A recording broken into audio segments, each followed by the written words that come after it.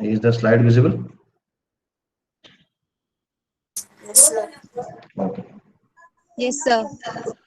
So as I told in the previous class that in one or two classes we will look into the fundamentals required to study machines, which are not only useful this semester to study this course, which will be useful throughout. Okay. The reason why I took this point is uh, the basic electrical. Last time I did not write the exam, so for that major part of the study is missed, I believe. So for that, I thought I will invest one or two classes in looking into the fundamentals. Then we'll move into the actual topics.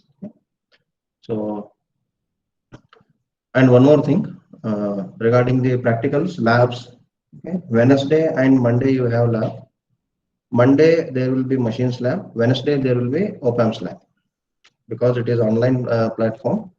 So all of you can join the practicals. So Monday I will be engaging machines lab, and Wednesday uh, Shilpa madam will be engaging in the op-amps lab. Today you will be having op-amps lab.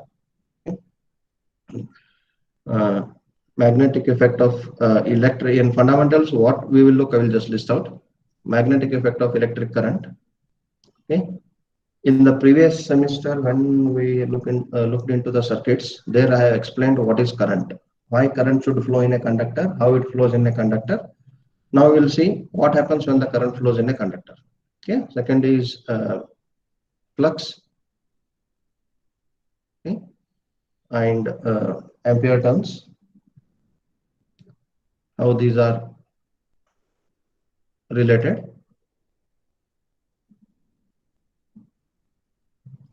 Third point is inductance.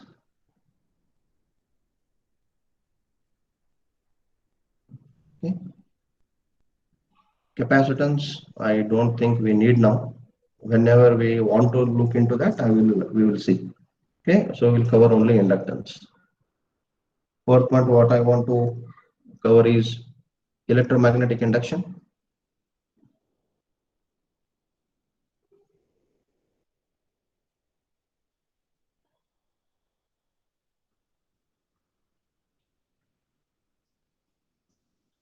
Fifth point is Fleming's rules.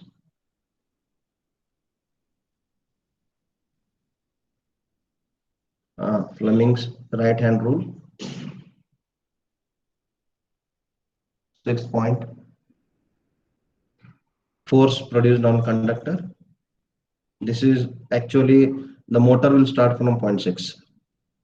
Force on a conductor. And 7 point, or we can merge, and Fleming's left hand rule.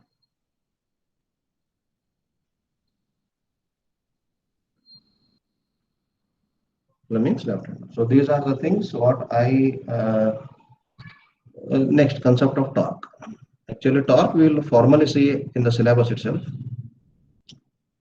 Concept of torque. So these are the seven basic points that I would like to share with you before starting actually the uh, syllabus. Okay. So first point we'll take as magnetic effect of electric current.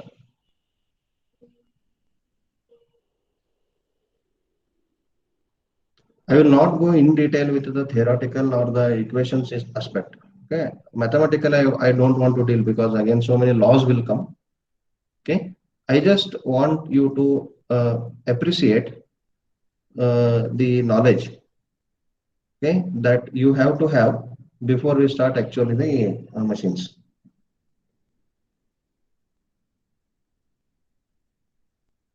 Magnetic effect of electric current. So without wasting much time, we'll jump into the concept. Now we know that current flows by whatever means, whether AC or DC. Okay. Current flows in a conductor, let it be I. Okay. So in 10 plus 2 level, we have seen that whenever current flows in a conductor, it will produce a flux. Okay, a current carrying conductor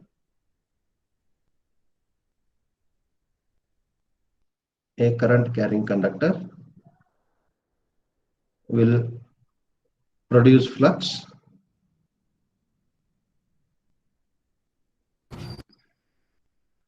surrounding it.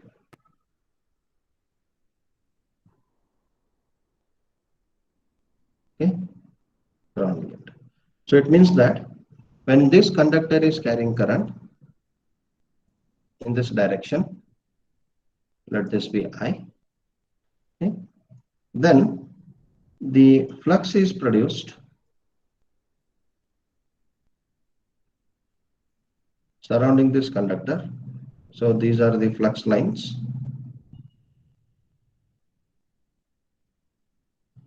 Okay.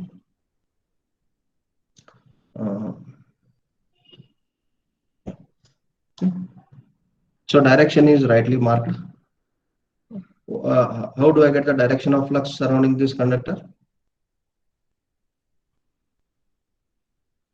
Which rule will give us the direction of current? Direction of flux?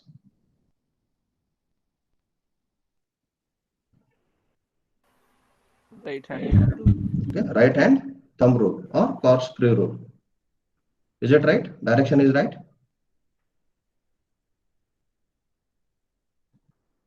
Right hand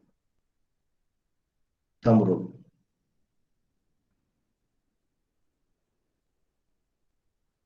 Okay. So as per the direction of this current, the flux is with this direction. Okay. So this will give direction of flux.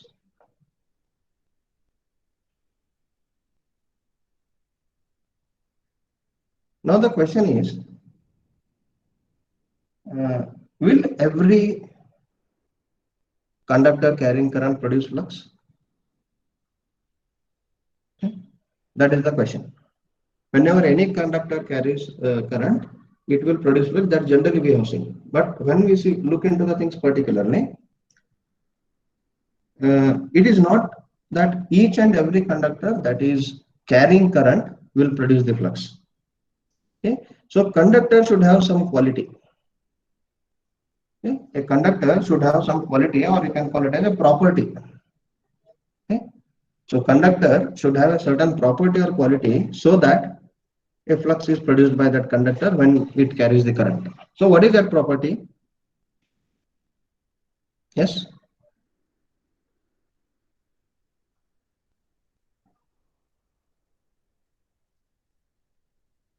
Anybody?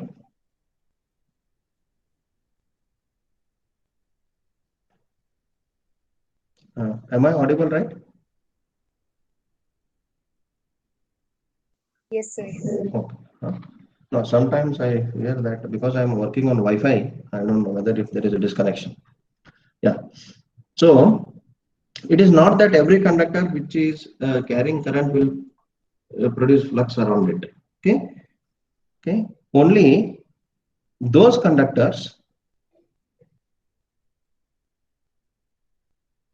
Only those conductors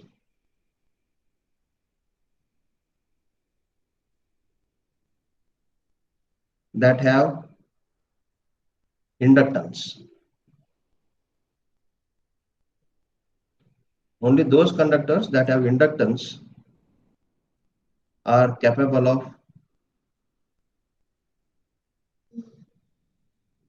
producing flux.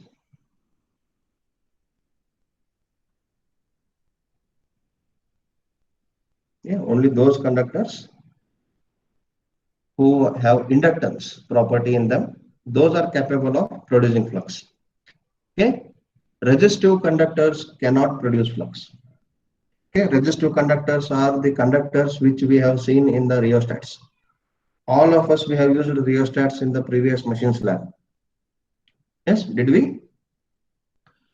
Yes, So sir. we have used those rheostats in series with field winding of either alternator or DC motor, which was a prime mover for alternator.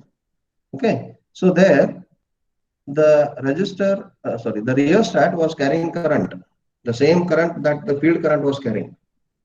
So when I connected rheostat in series with the field winding, there is no change in the flux created by the field winding because the rheostatic wire is purely resistive, and that resistive wire will not create any kind of flux because it is not capable of creating flux. Resistive wires will not create flux.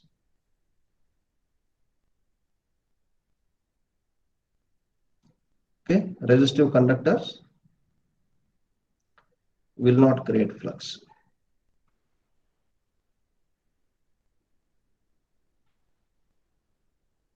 Okay, because it is not the property of it. Okay, it is not the property of it. So only whenever you studied the construction of generator and transformer last time, okay, in the previous course, that it was always told in the winding part that the winding should be highly inductive, least resistive. Did you go through this point? Always it was mentioned the winding is made up of copper or aluminum, which should be highly inductive. So only your reactance value, if you observe the X1 and X2 in transformers, and you can call it as XA or XS, synchronous reactance, in alternators. Okay, so this were much higher than R1 and R2, and these were much higher than RA. In EMF MMF method, you calculated RA through the multimeter, which came out to be around 3.5 to 4 ohms per phase. Okay, because that was unconditioned machine. Okay? If you take a conditioned machine or maintained machine, the resistance of armature will not go even 1 ohms. Okay? Because we use machines in the laboratory only for the sake of experiments, and most of the time in a year those will not be operated. Okay? They will be idle. So the winding properties of the machines will be changing. Okay? So because of that, we may get some 3.5 to 4 ohms per phase, or 3 to 3.5 ohms per phase. That should not be the resistance of any alternator. Okay? So even you take the largest alternators in megawatts, it won't be that much. That will give a large amount of voltage regulation. Okay. So usually I keep my RA very less. And if you find XS or XA or X1 and X2 of transformers, it will be multiple times larger than the resistances. Okay, that is the reason why is all our machines, like we discussed in the previous class, are inductive in nature. If a machine has to be operated with inductive principles, the inductance of the winding should be very high when compared to resistance. If I don't keep inductance very high, then what happens? We'll look into the further point. Okay. Now here, I have a conductor having some inductance L. Okay, some inductance L. When it carries current, it will create some flux phi. Now, if I want a controlled flux, then I can control the current. Okay, this is very simple. So I can say the flux produced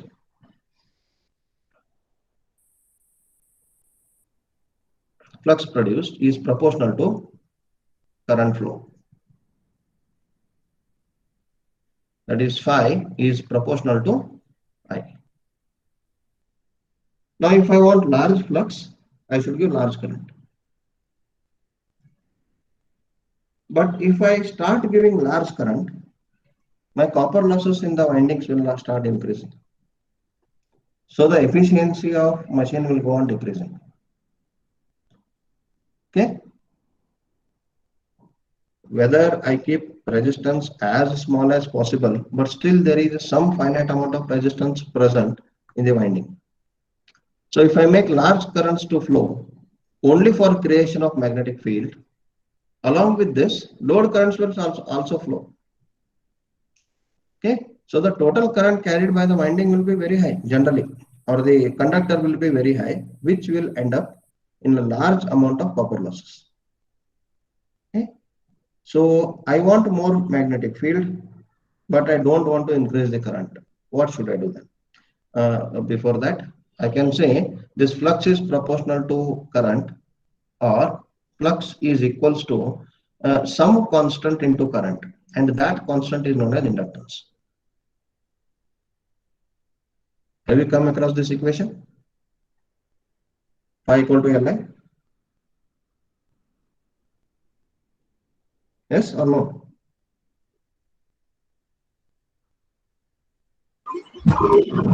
Okay. Many times you used it unconsciously also. d phi by dt equal to L di by dt, or induced EMF E equal to L di by dt. You have used it Yes, sir. in many derivations. So phi equal to L into I. Now, if I want to create flux electromagnetically, there are two quantities required in a conductor. That a conductor should carry current, because if I make I 0, phi becomes 0. And conductor should have a property which makes it capable of creating a flux. Okay, so that property is called as inductance. But what is inductance actually? L is self-inductance.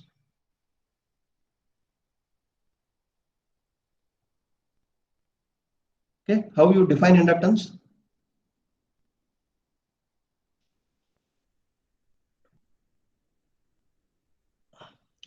Inductance is property of conductor or a coil. Now we haven't come to the coil yet, so we'll stick to conductor only. Inductance is property of conductor which makes, let us use very simple terminologies, because here I am not dealing this part so that you will remember these statements and write an exam. I want you people to understand in a very common language like a common man, because these are the fundamentals of entire electrical engineering. Okay, so inductance is a property of conductor which makes conductor capable of creating flux or producing flux.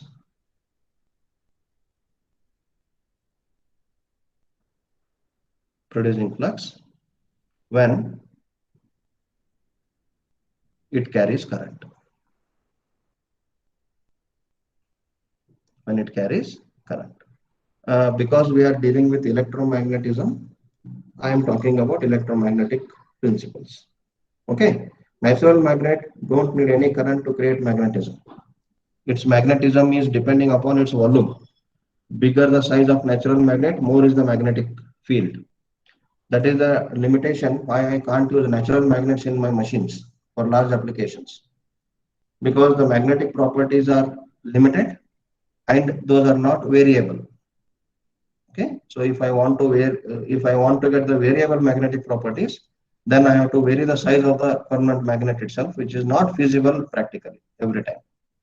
So electromagnet are used with a small amount of input energy. I will get a large amount of output magnetism. Okay, this is one definition as per the understanding. It has got one more property. Inductance is also defined as, okay, inductance is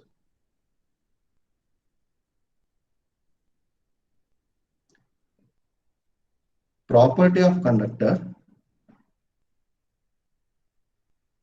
due to which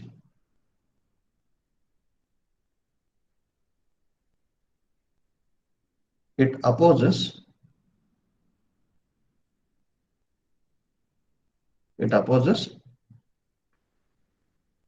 change in the value of current.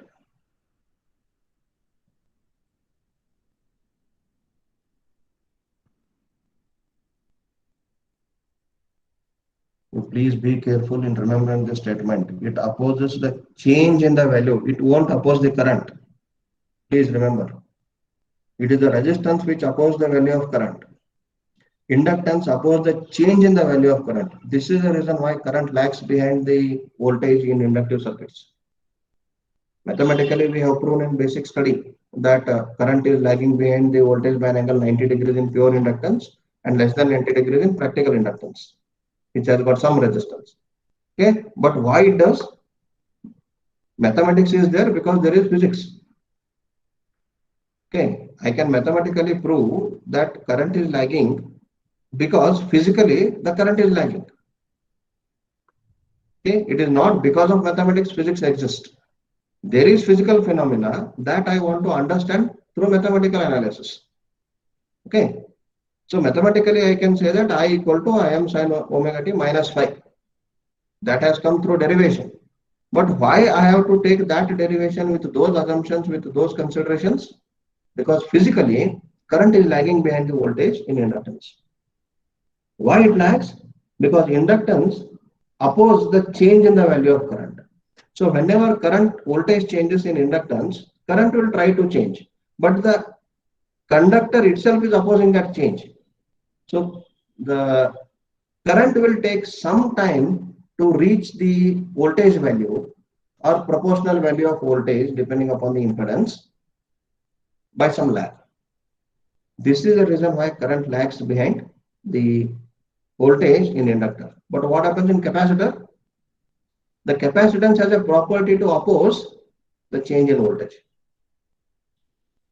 The capacity opposes change in voltage. Therefore, in capacitor, voltage lags behind the current.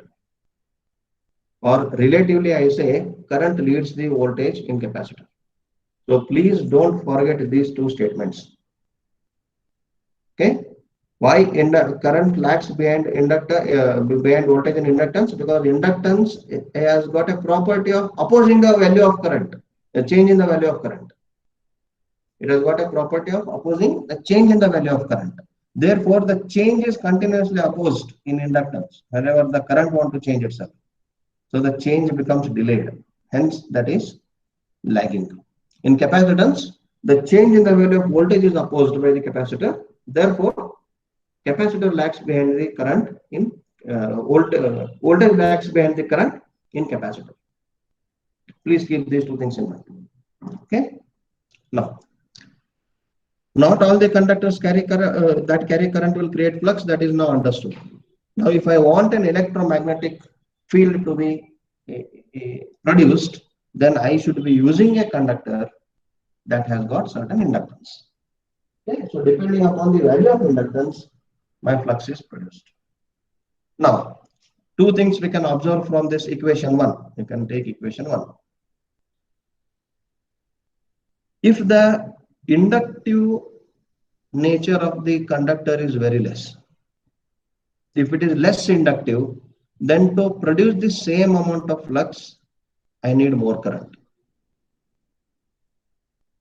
If L is less, I should be more for the same amount of flux. Suppose somewhere I want to create a flux of say 1 Webers. Okay, I want 1 Weber flux. Okay, then if inductance is say 5 Henry, then my current will be 1 by 5 amperes. Okay.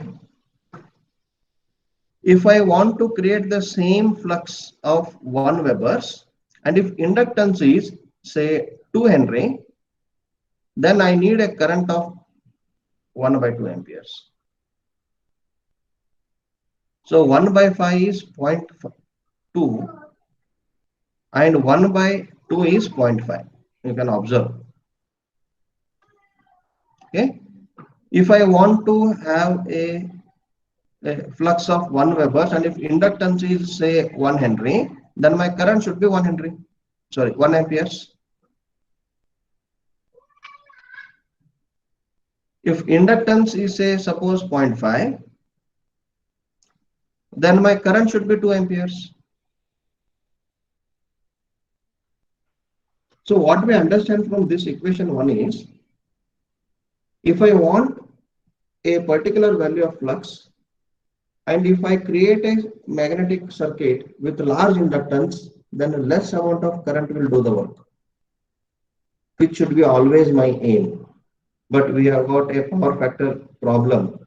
If the inductance is very large, my power factor will be very less. That we'll look into some other part.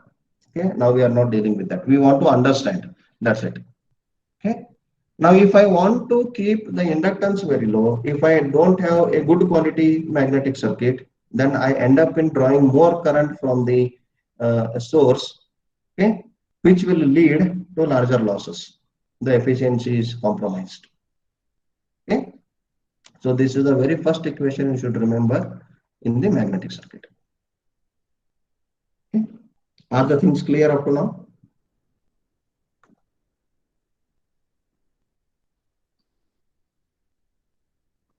Yes.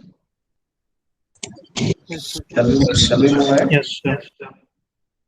Fine. Okay. Now, next part. Now, is it that if I want, now one thing I should understand. Now, suppose I have a wire or a conductor, say of 10 meters. I have a conductor of say 10 meters.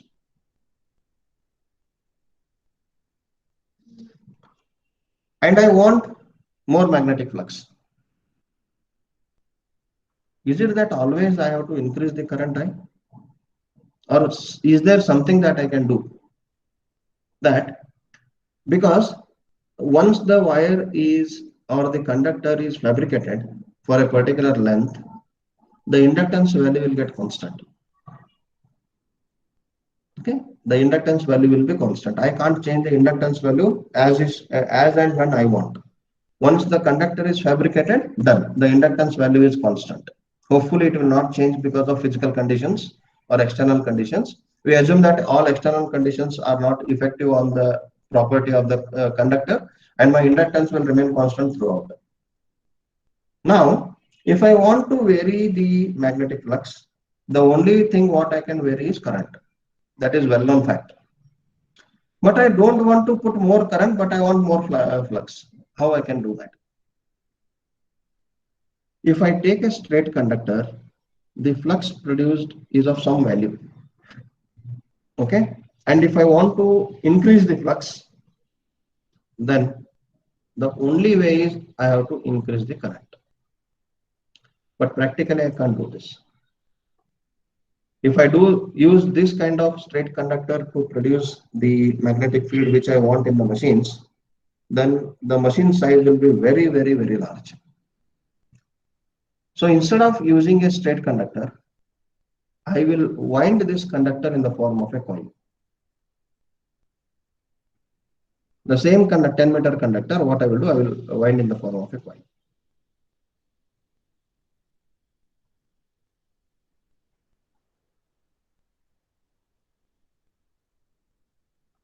Okay. Now, when I pass the current I, now if I pass the same amount of current I, okay, in this wound conductor, in a coil, conductor in the form of a coil, then let me take this as flux. We can take phi 1 or phi dash. Let me take this as phi dash. And let me take this as flux phi. Okay. So now the flux produced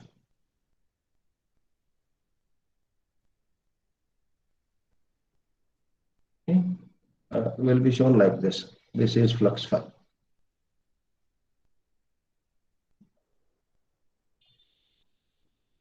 Now this flux phi will be much, much greater than flux phi dash. Phi dash is the flux produced in a conductor which is a straight conductor with the same amount of current I. Now when the same amount of current I is passed through a wound conductor in the form of a coil, then the flux produced is very large. Okay, but I don't want very large flux all the time. I want some value of flux. Now, if I want some, say, flux phi, or we can take this as that as phi and this as phi double dash. Phi double dash is much greater than phi dash. Now, if I want a constant flux phi, okay, when I want this flux phi, okay, and if I use a straight conductor with say some current I1, and I want to create the same flux phi with a wound conductor. Okay, then what should happen here? Do I have to pass the same current?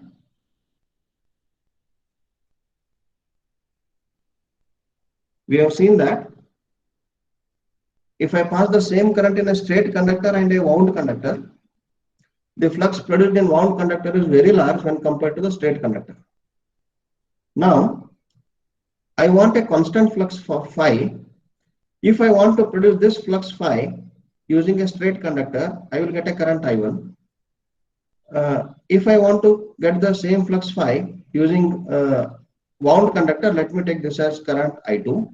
Now, what will be the value of I2? Will it be same as I1?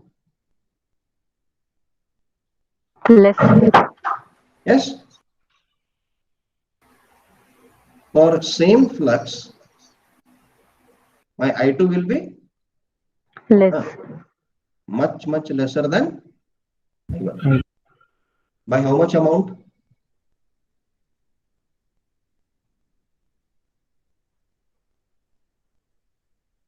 By how much amount?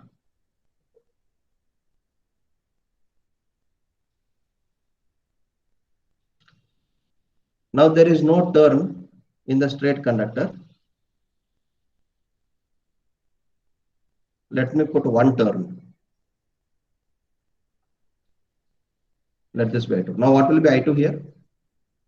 I2 will be, is it half I1?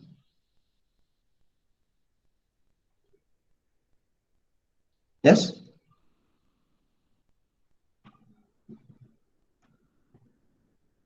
Yes or no?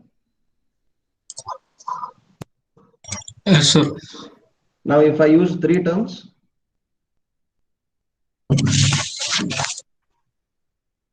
my I2 will be 1/3 by into I1. So is there any relation between the number of turns that I use in a coil? Yes, sir. Yes? Yes, sir. Yeah. So the amount of flux produced, in any coil. Now we got to know, now it is evident, okay, we are justified that I can't use straight conductors. Yes? Because straight conductors will produce less amount of flux. When the same current is carried in a coil, it produces more amount of flux. So using straight conductor is disadvantageous. Okay? So we'll write a point here. Okay? Generally, to produce flux in any machine,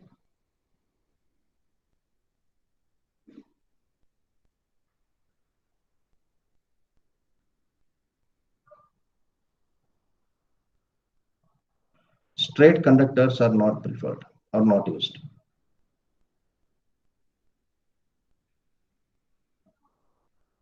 Straight conductors are not used. Instead,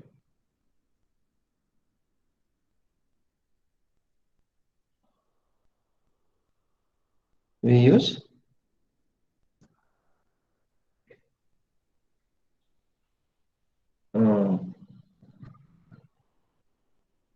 wound conductors in the form of coil.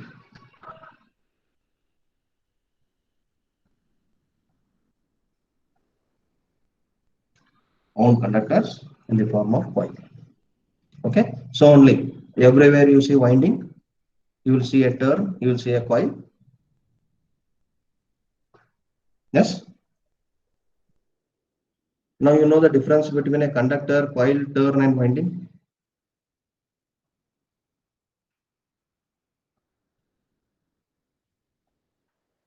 This is a conductor.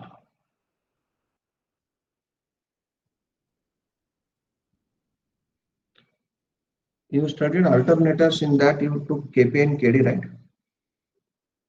In EMF equation of alternator, you calculated the pitch factor and distribution factor.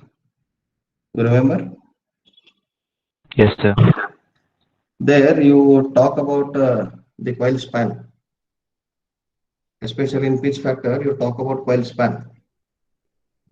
If the coil span of a coil is 180 degrees or a full pitch, then you call it as the full pitch coil. If the coil span of a coil is less than 180 degrees electrical, then you call it as a short pitch coil. Now, what is coil span?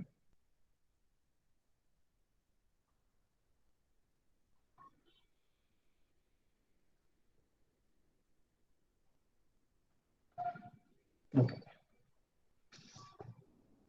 Now, this is a conductor. If I want to make one turn, then how many conductors I need?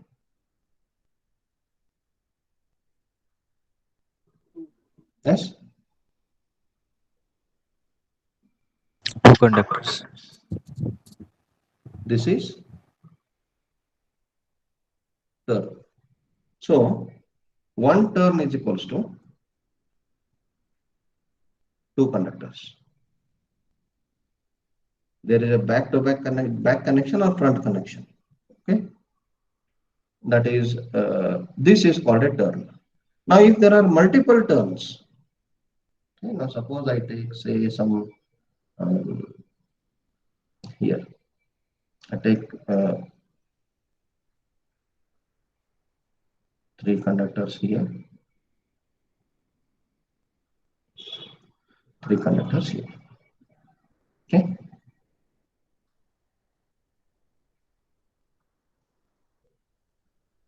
Now let me draw it with a different color. This is called, okay, overhang portion.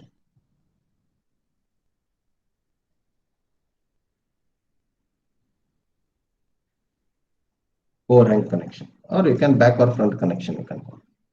So now a conductor 1 is connected to this, connected here.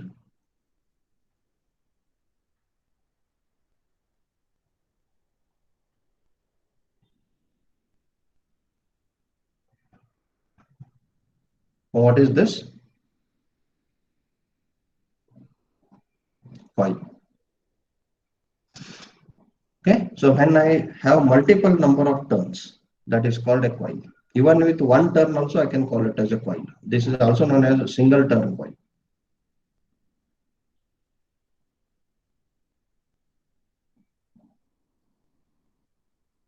Single turn. Okay. Now what is coil span is this.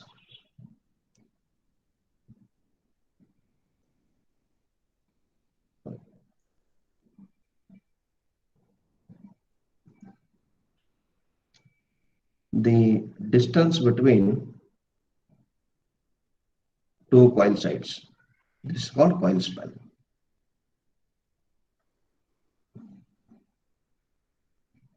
Okay. Generally, if one side, this is known as coil sides. These are known as coil sides.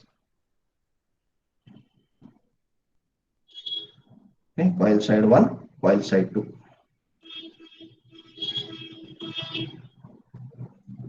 Okay, so the distance between 2 coil sides is a coil span. If this coil span is 180 degrees electrical, when do I get 180 degree electrical coil span? If I place the winding in such a way that if this conductor is under the influence of north pole and this conductor is under the influence of south pole exactly 180 degrees apart, then I call it as a full pitched winding or a coil 180 degree coil span. Because electrically the angle between positive north pole to south pole is 180 degrees. Okay, why this is so? You already have studied this in alternators. Okay, assuming that you know that. I am just going directly here. Okay, because this part we don't need much here in the motors. Okay, we don't deal these things with, because it came with turns and all. I just dragged it. Okay. Now, if I increase the number of turns in the coil, okay, the amount of current required to produce the same amount of flux is decreasing. Is it? Yes or no?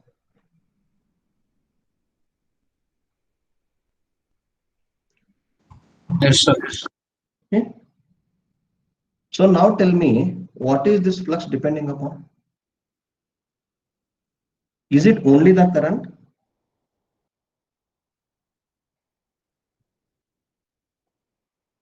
Sir, number of turns.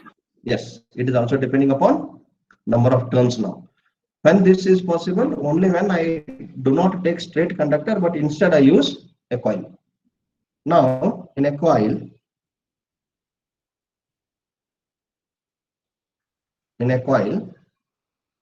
flux is proportional to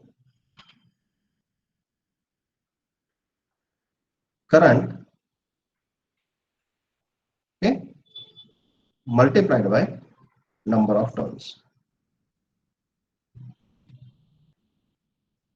Okay, see, as the number of turns are increasing, current is decreasing. I2 equals to 1 by 2 I1. Okay, I2 equals to 1 by 3 I1. Okay, if I want to make this I2 equals to I1, what should I do? I should multiply it with number of turns. Is it? So, in a coil, flux is always proportional to current multiplied by number of turns, or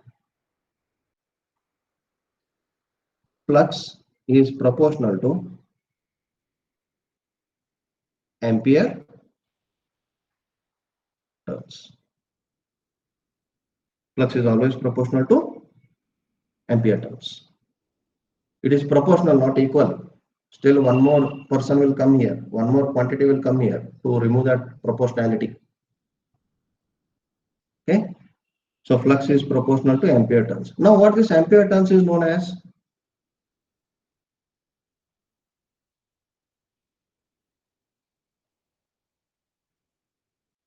Ampere turns is also known as MMF. yes, known as MMF. That is magneto motive force. This terminology MMF is analogously used with respect to EMF. EMF is electromotive force. MMF is magnetomotive force. Why I call that electromotive force? Because there the electrons are moving because of the external voltage, which is force applied. But here flux is not moving. Flux doesn't flow. Flux exists. Generally, there is one more what we can say. I can't call it as a misconception or misunderstanding. I can call it as a general language. Okay, common language. We say na aadu bhasha ante vada athara. There are a lot of this common language, common man languages even in science. We say that flux flows from primary to secondary in transformer. But practically, flux doesn't flow. Flux simply exists. The property of flux is not to flow. It is not the flow of a quantity. It is not the flow of a particle. Okay? Because flux is not made up of particle. Flux is a field, that is a plane. Okay? So actually flux exists. Flux will not flow. But why we use magnetomotive force? Though flux only exists, doesn't flow, still I am using a terminology called motive, which is for motion. Why I am using this MMF is just to relate the magnetic circuit analogously to electric circuit. Okay, there it is EMF, here it is MMF. Now you know that in electric circuit we know, right? Suppose this is a resistance R. Okay. Now suppose this is a voltage V, resistance R. What is the current I when the switch is open?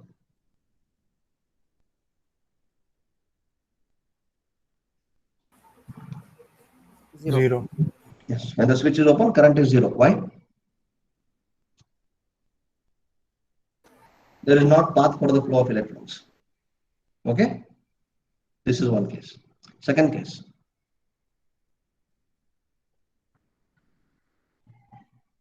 Now the switch is closed. I haven't applied any voltage. What is the current? 0. 0. Because there is no force. There is no source which is pushing the charge carriers. Okay. Now if I want current to exist in a circuit, in an electric circuit, I need some amount of voltage. What is current? Movement of electrons.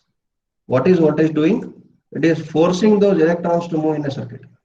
So it is a electromotive force. When you come to magnetic circuit, okay, magnetic circuit in the sense the path where the flux is existing, that is called magnetic circuit. Okay, it is a magnetomotive force, but flux is not moving, but still analogously I am using it as magnetomotive force to electromotive force. Now flux is proportional to MMF, right? Now if you observe, in a coil, if the number of turns are 0,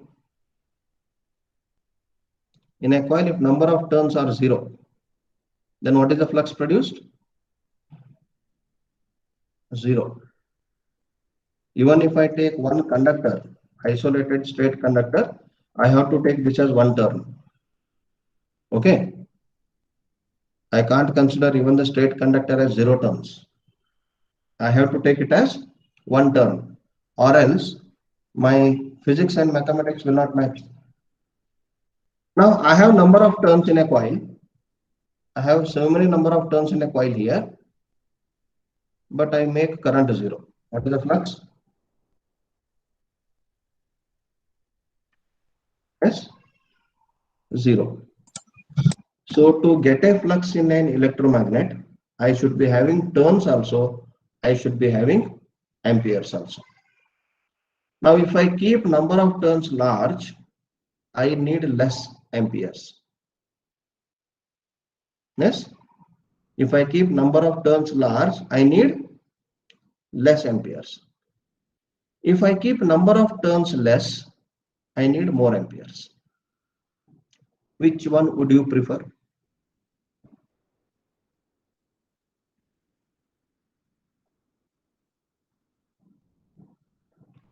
Yes.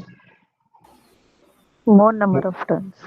More number of turns with less number of current, right? This is general electromagnet. But in every electric machine, rotating machine, there are two parts. Okay.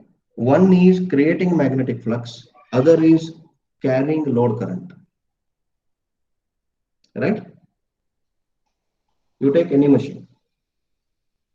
Okay? So I expect the number of turns should be more in a part where the magnetic flux is created, and number of turns in the part of the machine which carries load current, I can't keep arbitrarily less because that depends upon voltage. You will study that in design. Okay, that will not take now. We will not address that. Let us understand at this point of time that to create a flux in a coil, my amperes and turns both are important, which is also known as MMF. Now what is flux? If flux is proportional to MMF, so here current is proportional to voltage. Now what is current equals to? 1 by R into voltage, where R is resistance of the circuit. Now if flux is proportional to MMF,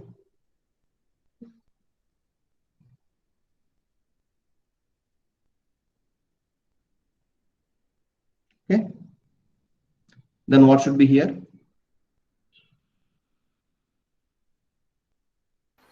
Reluctance. By reluctance. Exactly. This is reluctance. Now, can you relate these two equations?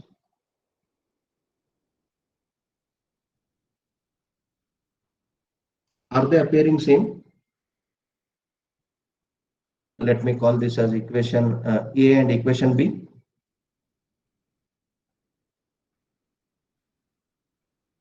Flux is analogous to current. MMF or ampere turns is analogous to voltage. Reluctance is analogous to resistance. Okay. So what is current doing in electric circuit? It is doing some work, right?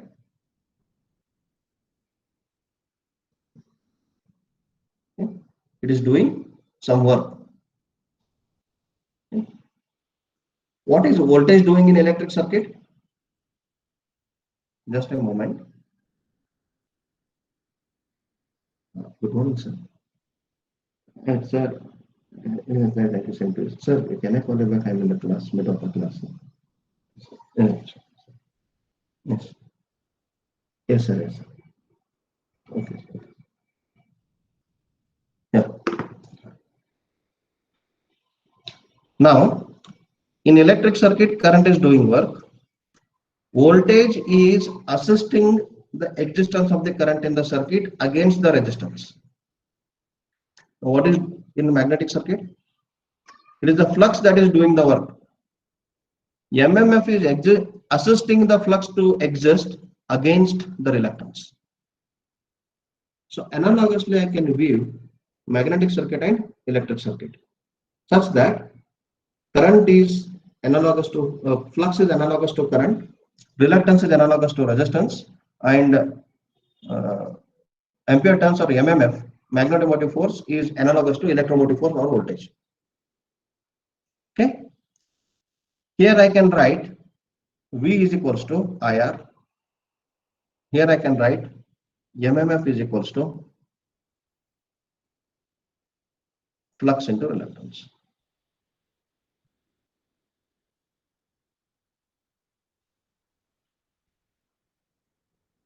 Okay.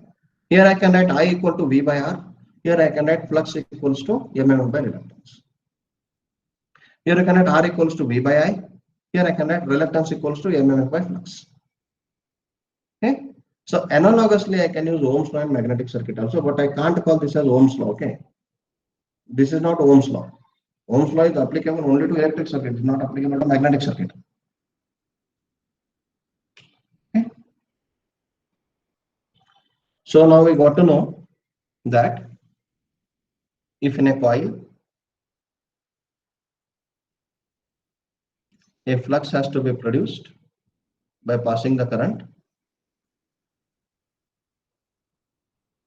okay, the same flux, fine.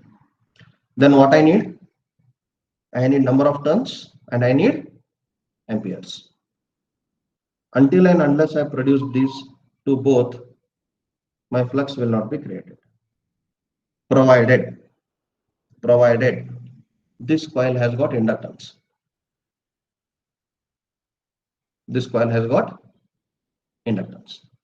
Okay. Now, is it clear why we use coil and why we don't use straight conductors? Yes.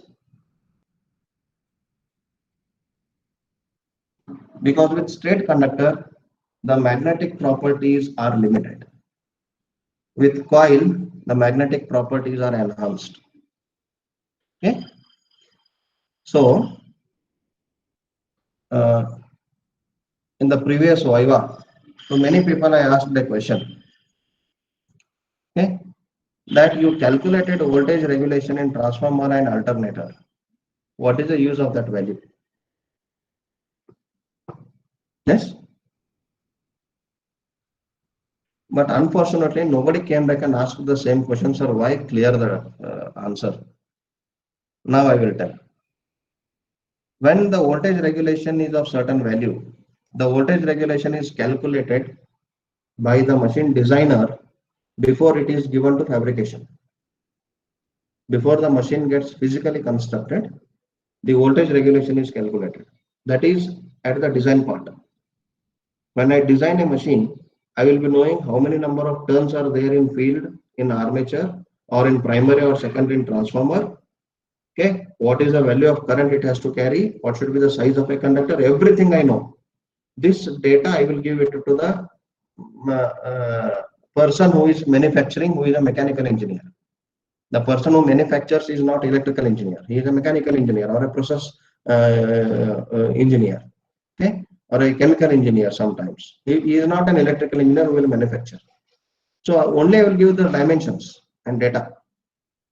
Now when he will finish manufacturing and the machine is built, winding is placed, poles are placed, primary winding is placed, secondary winding is placed, core is placed, everything is ready. Now the machine is ready to be operated in a particular application. Now, when I designed the machine, I got the voltage regulation test say to be 10%. Okay, I got 10% voltage regulation. Now, suppose I am designing a transformer of 230 or 230 volts. Very simple example I will take. When there is a 10% voltage regulation in the transformer means what?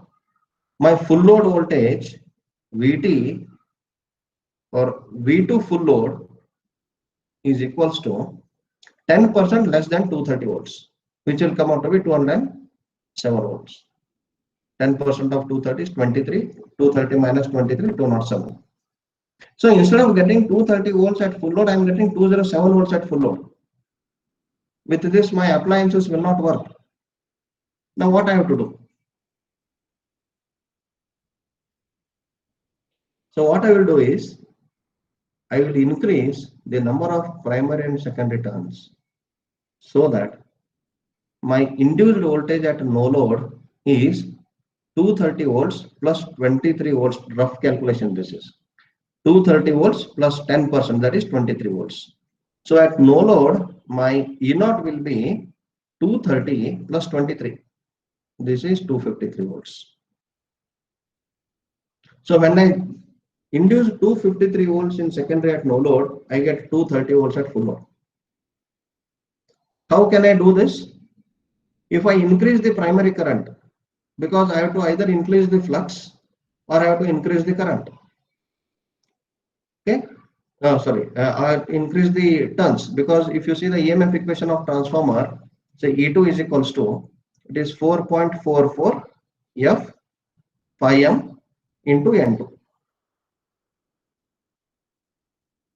So if I want to increase the secondary voltage, there are only two options for me to change. Either I have to change flux or I have to change the turns. Frequency is constant, I can't change it. 4.44 is a constant.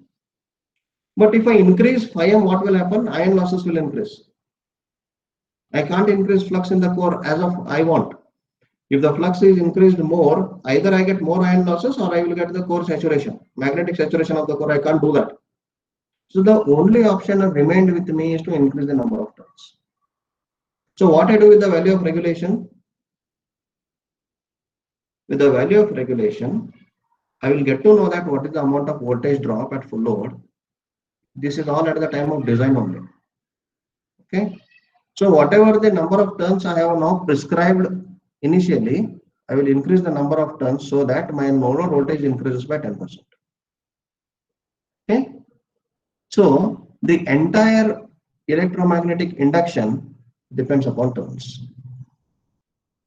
That is what I wanted to do. Okay. So the number of turns in a coil are so important that everything depends upon the number of turns and the current carried by those number of turns. So that is, the entire magnetic circuit is, I can say, the slave of MMF. How MMF behaves, magnetic circuit behaves the same. Okay. So this is all about today's class, which we have seen the magnetic effect of electric current, flux, number of turns and MMF, and also the inductance, concept of inductance. So out of 7, 4 points we covered today. Remaining 3 we will cover in the next class. Are the things clear? No, sir. Yes. Any doubt so far?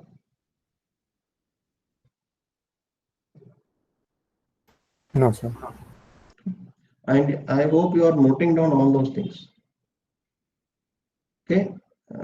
These things, it is not you will not find all these things in one place. There are many books which have dealt with all these points, but not at one place. They have been scattered. Okay, so please note these things so that you will find all these fundamentals at one place. Hereafter, whenever you want to refer. Okay. So with this, I will end the session.